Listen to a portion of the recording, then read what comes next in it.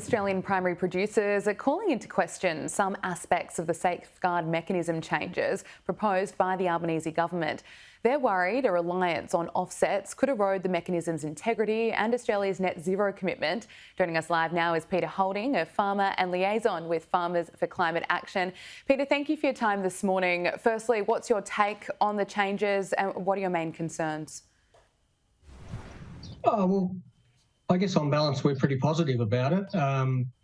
We're concerned that if the reliance is totally on offsets, then that could lead to a competition between land for food production and carbon offset production.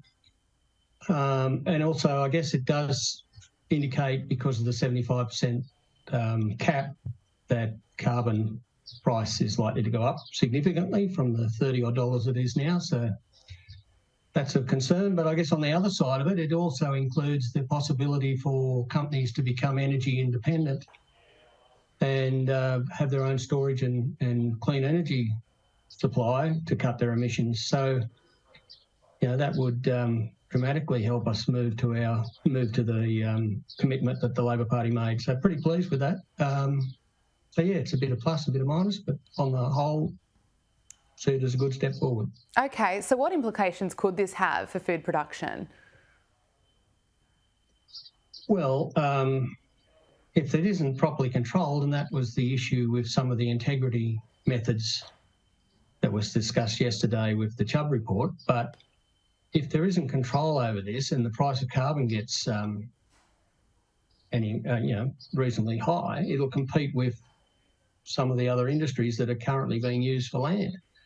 And farmers will switch to those, which is a logical economic decision, but it'll have impacts on supply of food down the chain. So, you know, we need to watch that because there's only a limited amount of good quality soil in this country, and if we use it all up planting trees, that's not going to be helpful. If companies could invest in renewable energy as an offset for emissions, would that be welcome? I think that would be the ideal outcome. I've always argued that biological emissions should be offset biologically and fossil emissions should be offset industrially to avoid some of these problems.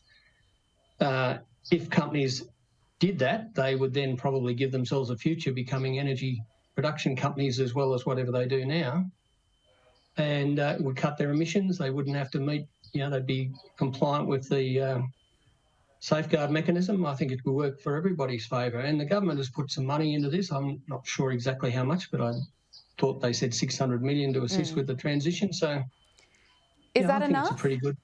Is 600 million enough? No, it's not going to be enough, but it's a good start. And when you consider the damage that's being done around the country with these disasters at the moment, it's just a drop in the ocean. But it's better than they didn't put any in.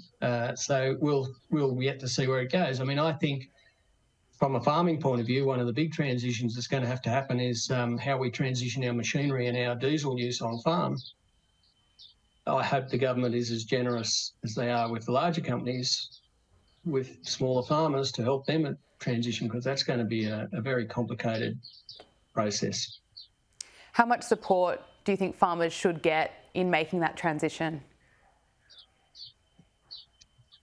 Well, I think they need to look at it from a community point of view in many ways. I mean, if the community wants farmers to go on producing food, and I'm guessing they do, then they're going to have to support those farmers to do that. I mean, you just can't have farmers going broke and other ones coming in and having a go and going broke, and that's sort of a cycle going on.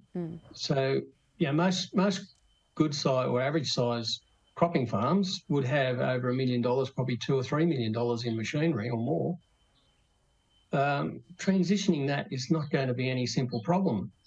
So, there's going to have to be a lot of thought put into it. But I've got to say, I'm very impressed with the government's fast action on some of these problems. I think the making the safeguard mechanism work the way it was meant to work is a good step forward. And I think putting our head in the sand and pretending that we can ignore these issues and somehow they'll go away, I think is just never going to happen. Peter Holding, we have to leave it there. Thanks so much for your time. We appreciate it.